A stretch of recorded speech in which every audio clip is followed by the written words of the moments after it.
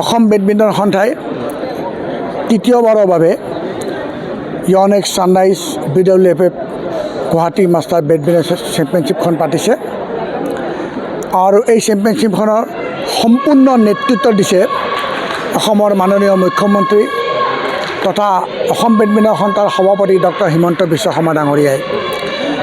তেওঁ অবিহনে আমি এনেকুৱা ধৰণৰ টুৰ্ণামেণ্ট আমি কেতিয়াও পাতিব নোৱাৰোঁ আৰু তেখেত থকাৰ বাবে আমি গুৱাহাটীত যোৱা মাহত আমি ৱৰ্ল্ড জুনিয়ৰ চেম্পিয়নশ্বিপ আমি গুৱাহাটীত পাতিছোঁ।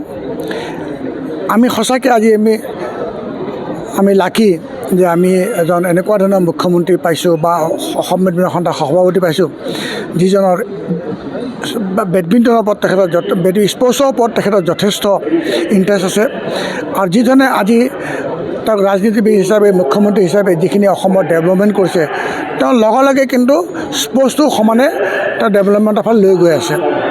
এইখিনি আমি অসমৰ ক্ৰীড়া যিখিনি আমাৰ কৰ্মকৰ্তা আছে বা অসম বেডমিণ্টন সন্থাৰ প্ৰত্যেকজন সদস্যৰ ফালৰ পৰা মই তেখেতক আমি ধন্যবাদ জনাইছোঁ।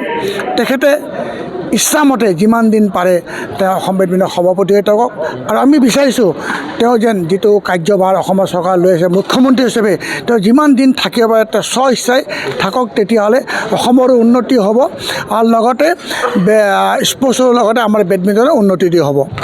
আৰু ইয়াত আজি 16খন কাণ্ট্ৰিয়ে পাৰ্টিচিপেট কৰিছে, 365টা খেলুৱৈয়ে ইয়াতে পাৰ্টিচিপেট কৰিছে আৰু 5টা ইভেণ্ট হৈছে ইয়াতে, singles, men singles, women singles, mix doubles, men's doubles, women doubles আৰু এইখন টুৰ্ণামেণ্ট আজি সমাপ্ত কৰিব। ইতিমধ্যে 4খন ফাইনেল হৈ গ'ল, এখন ফাইনেল চলি আছে। ইণ্ডিয়াৰ তনবীৰ শৰ্মা আৰু জাপানৰ ছোৱালীজনী খেলি আছে।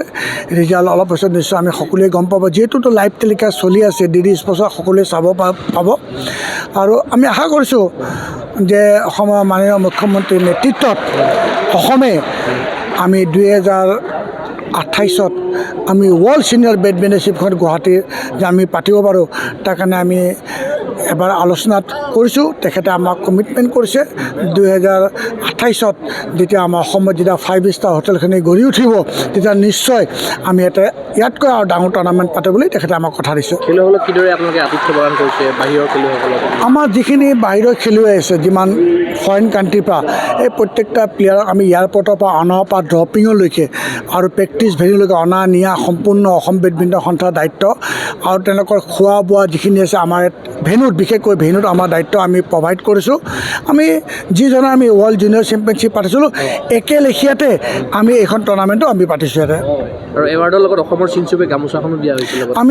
আমি অসমৰ চিনস্বৰূপে আমি গামোচা দিছোঁ, আমি এখন শৰাই দিছোঁ আৰু লগতে আমি বুকে দিছোঁ, আমি মেডেল দিছোঁ। এইখিনি যিখিনি দিব লাগে আৰু এইখিনি বস্তু আমি প্ৰভাইড কৰিছোঁ তেওঁলোকক। আৰু ক্লজিং চেৰিমনি আজি যিহেতু আজি আমাৰ মাজত আমি অসমৰ ক্ৰীড়ামন্ত্ৰী নন্দিতা গালোচা বাইদেউক মাতিছিলোঁ, ছেক্ৰেটাৰী স্পৰ্টছ আহিছিল, ডাইৰেক্টৰ স্পৰ্টছ আহিছে আৰু হেল্থ চিটিৰ পৰা দুজন ডক্টৰ ডাইৰেক্টৰ তেওঁলোকো আহিছে।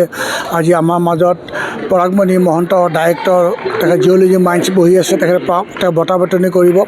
আশা কৰিছোঁ 2026ত যেন আমি নতুন খেল ইয়াতকৈ ভাল ডাঙৰ টুৰ্ণামেণ্ট ল'ব পাৰোঁ, তাৰ কাৰণে আমি চিন্তা চৰ্চা কৰি আছোঁ। ইয়াৰ প্ৰাইজ মানিটো হ'ল 1,25,000 USD, অলমষ্ট ইণ্ডিয়ান মানিটো চাব যে আপুনি 1 কোটিৰ ওপৰ টকা প্ৰাইজ মানি হ'ব এইটো টুৰ্ণামেণ্টত।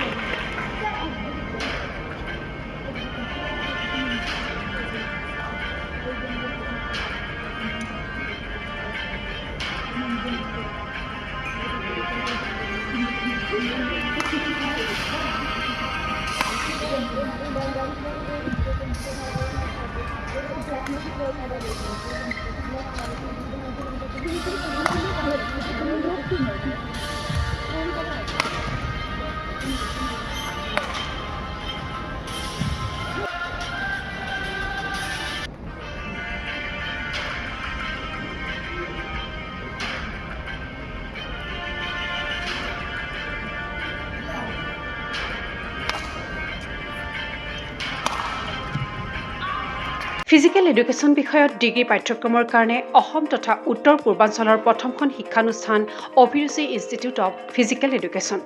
2বছৰীয়া ফিজিকেল এডুকেশ্যনৰ BPEd পাঠ্যক্ৰম আৰু 4 বছৰীয়া BPES পাঠ্যক্ৰমৰ বাবে নামভৰ্তি চলি আছে।